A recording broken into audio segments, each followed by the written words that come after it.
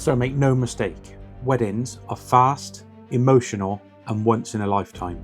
If you're a beginning wedding photographer, missing one key shot can make or break your portfolio, your budding reputation, and most importantly, your couple's experience. In this video, I'm going to be giving you the ultimate wedding photography checklist for beginner photographers. A step-by-step guide so you don't miss any shots from the morning prep all the way through to the dancing.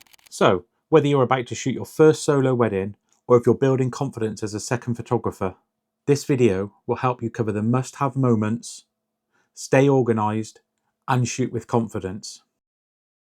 These moments are relaxed, but often very emotional. This is where you set the tone for the day. As a beginner, it is a perfect place for you to warm up your creativity and to break the ice. Believe it or not, I actually like to start this part of the day without a camera.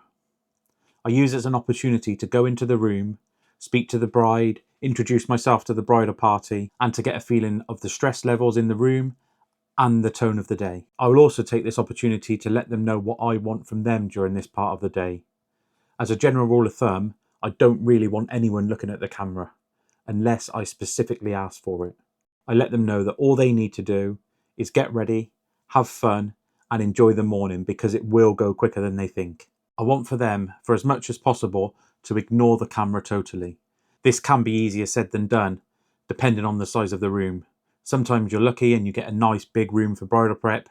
Sometimes it's a small hotel room and there's 8 people in there, all crammed in, trying not to get in each other's way. There are lots of different things that can happen during bridal prep, but if you stick to the main sections on this list, which I'm about to give you, then you should get all of the shots you need and tell a perfect story of the morning of your couple's wedding. So I like to start with the dress or the suit hung up. Look for clean spaces on the walls so we don't get any clutter around the dress whilst we're taking the picture.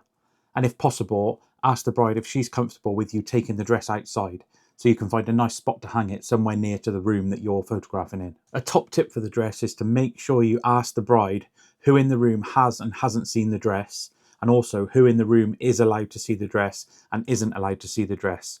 Because it's possible that there's some people in the room that the bride doesn't want to see the dress until she does her dress reveal later on in the morning. I then like to move on to doing a flat lay of all of the accessories in the room.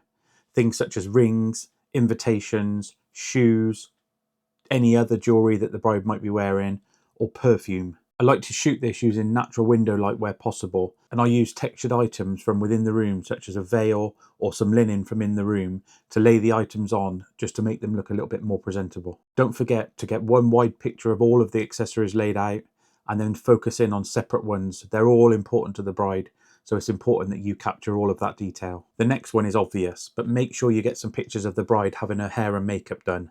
Over the shoulder shots are really good for this, and so are any mirror reflections. Make sure to capture the whole process and not just the final look to tell a full story of the morning. And don't just photograph the bride. Make sure you visit the groom too where possible, even if it's just for 10 or 15 minutes, to get some quick portraits, some pictures of him hanging out with his mates, having a drink, and all of the details such as him doing buttonholes, cufflinks, or ties. It really will make the story of the day appear more rounded. And don't forget those candid moments. They're all great storytellers.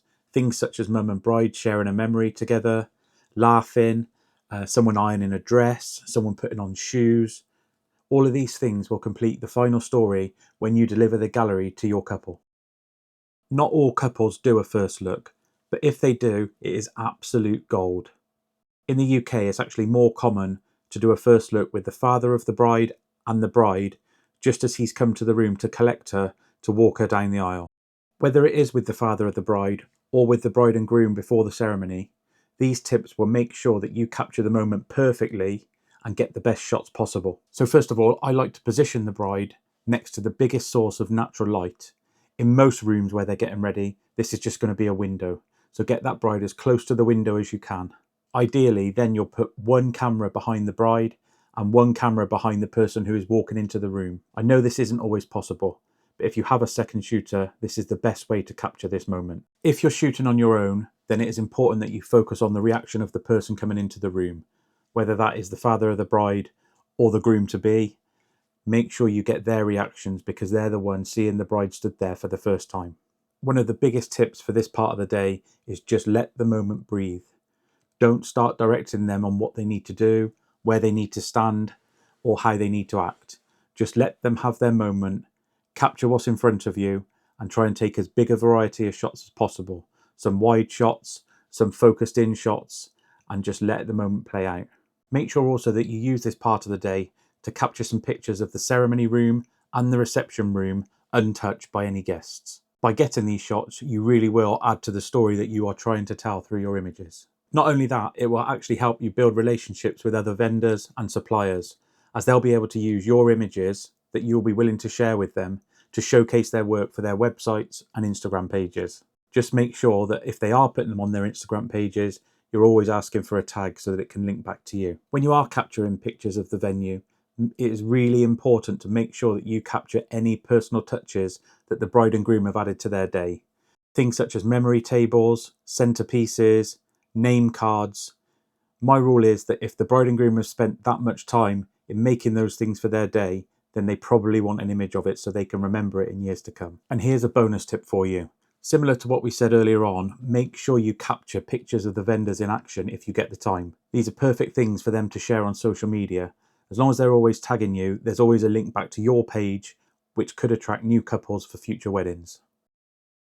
Now, believe me when I say the ceremony is a massive pressure point for beginner photographers. You can't redo it, and once it's happened, there's no going back. But by knowing these key shots, it will help you capture the most powerful images you can to deliver to your couple. Elderly relatives absolutely love a wedding. They're full of emotion and they're full of stories to tell about the couple when they were younger. Flower girls absolutely love being a princess for a day. Friends hugging, laughing and joking all make for great storytelling images for you to add to your gallery. These people are at the wedding because the bride and groom want them there. It's important that you capture them and add them to the story so that the bride and groom can remember their day fully. Believe me when I tell you that the groom will be nervous. The groom will be emotional. If the groom's one of these people that say to you during any conversations that he's not an emotional person, I can nearly guarantee he will be the most emotional person in the room. Make sure you're near, make sure you're ready, and make sure you capture any emotions you get from him whilst he's waiting for his bride to come down the aisle. When the bridal procession enters the room, make sure you capture individual pictures of any bridesmaids, flower girls, bridesmen, and of course the bride and the person giving her away as they enter the room. I like to capture wide pictures and zoomed in pictures of each person.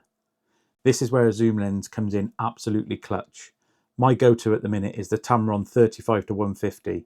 It's perfect for this sort of scenario, as at 35 it's wide enough to capture the whole of most rooms, and at 150mm is absolutely perfect for those punched in close-ups of people coming down the aisle. This one is really straightforward.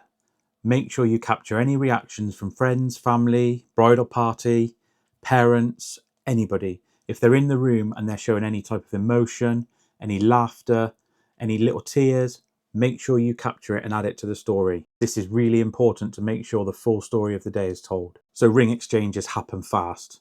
Make sure you're ready. My top tip for this is to find out beforehand who is going to be handing the rings over to the celebrant or the vicar. Usually it's the best man, but don't take this for granted. And then when you hear those words, and who has the rings, that's your cue. Be ready for the handover of the rings to the bride and groom, or to the vicar if it's a UK church service. When the couple are exchanging rings, make sure to get wide shots and close-ups of their hands. This really adds to the storytelling for this part of the day and gives you a greater variety of shots when you come to edit. So I can't stress enough how important the first kiss is during a wedding. It literally lasts for about 3 to 4 seconds and then it's gone. They'll never have another first kiss, so you need to make sure that you are ready. What I like to do is try to pre-focus on the area where the kiss is going to take place, or with the newer cameras with face tracking, focus on the face of the bride just before it happens and let the autofocus do the rest. This is another one where you get a verbal cue from the celebrant or from the vicar. I now pronounce you, and you need to be ready because that kiss is about to happen. Make sure you get a safe wide shot of the couple during their first kiss, and then use the time to zoom in, to focus closer, to get mid shots.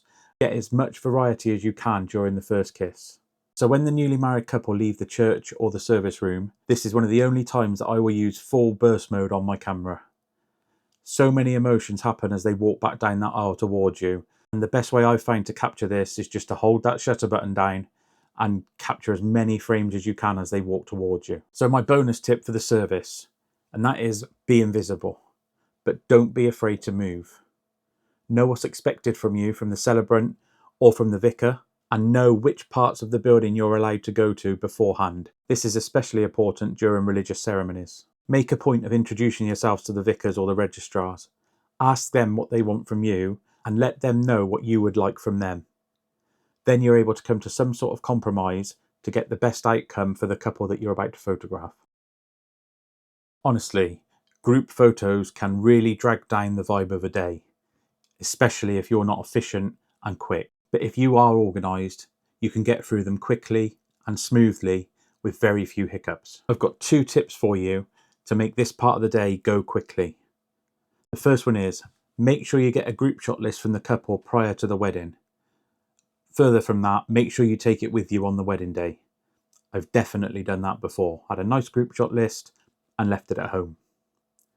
The second one is, ask the couple to nominate somebody, which is usually a best man or a maid of honour, to be in charge of that photo list.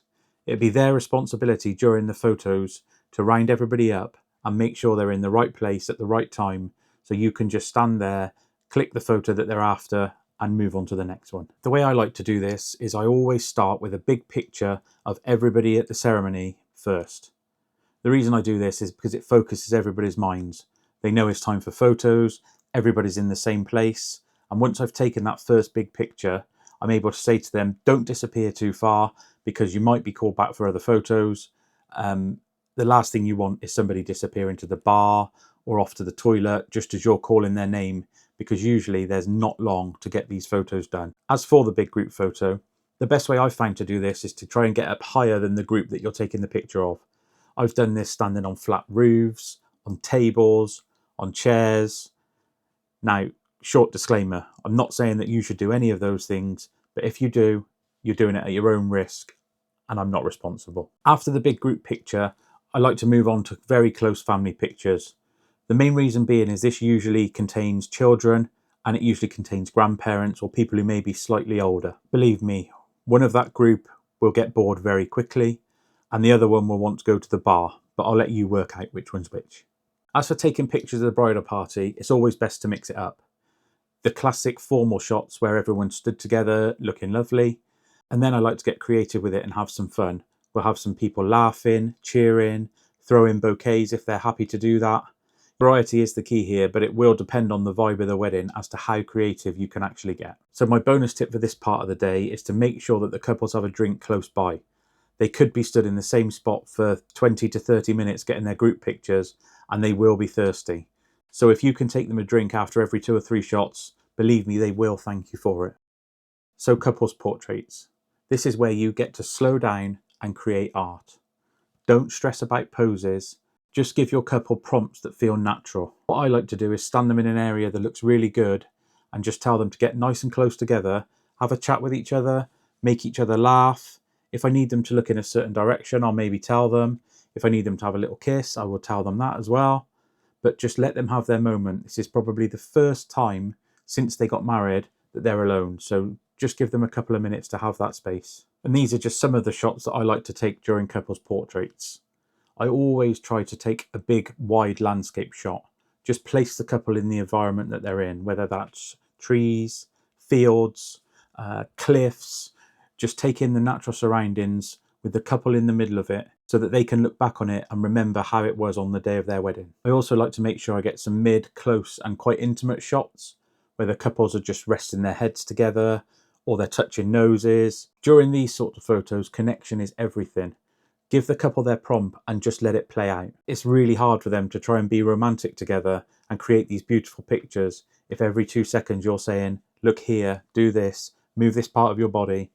They just need that moment together, and sometimes that's when the magic happens. I always like to try and take portraits with movement inside them. So I'll be telling the couple things like, just go for a walk down that way, ignore me, just look at each other like you're going for a walk in the park. I'll also say things like, hold her real close and whisper into her ear things like, what's your favourite breakfast cereal? Or what you're going to do tomorrow afternoon. anything that's going to make her laugh. One of my favourite types of pictures to take, if you get the right conditions, is a sunset silhouette. This is a perfect opportunity to get that killer portfolio shot. Expose for the sky and frame them with the backlight. These photos really are outstanding in a gallery. Bonus tip, even if it's cloudy, golden hour still works. Look for soft directional light and clean backgrounds. And if it rains, guess what? Find some clear umbrellas, get outside and get creative with it. I love taking flash backlit pictures of couples in the rain. It looks absolutely unbelievable. Reception lighting can be an absolute nightmare for beginner photographers. In fact, it can be an absolute nightmare for any photographers. So make sure you know how to use your flash before you get there. Bounce it off of walls, bounce it off of ceilings, but as a rule, don't fire it directly at the couple. If you're confident and comfortable with using off-camera flash, this is one of the best ways to get some dramatic pictures of the dancing and the evening do. Make sure you test this before it matters. One of the best times to do this, I find, is while the couple are sat down having their wedding breakfast. Get all your lights in position and make sure that you've got the right settings so you know when they come out, you're ready to go. There's so much to capture during this part of the day, but here are a few things that you need to remember to make sure that your story is told to the fullest. Make sure you get pictures of the room before any guests come in. Similar to when we were talking about the service area earlier on, capture any personal details that are added for the evening do as well. Grand entrances. This is another time to go trigger happy. Get as many shots as you can of the couple coming into the room, laughing, cheering, smiling. It is a great time to get some reactions. Speeches are also a perfect time to make sure you're getting plenty of reactions from the guests. Don't just take pictures of the person speaking. Have a look around. What is their speeches doing to people? Are they emotional? Are they laughing? Make sure you get some pictures of the bride and groom as well at this point. It's usually a really emotional time as relatives bring up memories from the past. And for the first dance, make sure you capture plenty of movement, plenty of emotion, and make sure that lighting's right. It's always good to take wide pictures with the guests in the background and some close-ups of the bride and groom themselves. The other important event that happens at the evening do is cake cutting, so make sure you're in the right place to capture it. This will be like a wrestling match of people trying to get right to the front so they can get their own pictures of the couple cutting the cake. But you need to make sure you're in position and ready to take the shot. Again, with this one, I like to get a wide picture and then I'll give the couple a countdown, like a 3, 2, 1, cut. And then I'll get on the trigger and just take as many pictures as I can as they're laughing and cutting through the cake. And then we're on to the dancing. This is again another great time to get creative. I like to take shots with motion blur, slow shutter speeds, and get right in the middle of the dance floor and get as many pictures from up close with a wide angle lens as you can. You'll get some absolutely fantastic pictures that really do make your gallery stand out when it comes to the evening do. So this checklist is the same one that I wish I had when I started and the one that I still use now. And it has got me through numerous weddings over the last 13 years. And now it is yours for free. Grab it from the link below as a free, downloadable, unprintable PDF. It's a checklist to make sure that you get all of the shots you need, don't miss any, and deliver a gallery to remember. And if you find this video helpful, I would love it if you would consider subscribing to the channel. Drop me a like and also leave a comment on when you're photographing your first wedding, or if you've already done it, did you get all of these shots that were mentioned in the thing?